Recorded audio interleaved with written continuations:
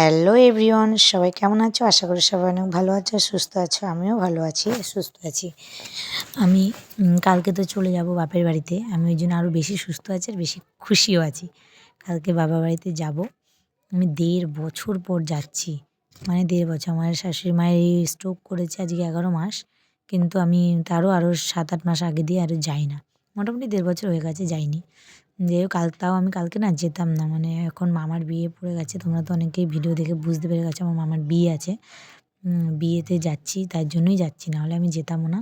এবারে যাই হোক যাওয়ার ইচ্ছা ছিল বৈশাখ মাসে গিয়ে ১ মাস থাকবো। বাবুর স্কুলে গরমের ছুটি পড়ে তখন গিয়ে ১ মাস থাকার ইচ্ছা আছে। তাও এখন মামার বিয়ের জন্য ১ সপ্তাহ মাত্র যাব। ১ সপ্তাহের জন্য যাচ্ছি। গিয়ে ১ সপ্তাহ পরে চলে আসবো। এই রবিবার যাব, সামনের রবিবার চলে আসবো। আর আমার শাশুড়ি মাকে দেখাশোনার জন্য আমার মানে ননদ আসবে। ও এসে থাকবে ৭ দিন, আমার ননদ এসে থাকবে। আর আমি ভাবলাম আমার ননদেরও শরীরটা ভালো না। ও তো দেখাশোনা মানে অত ভালোভাবে করাতে পারবে না, চান-টান করতে পারবে না।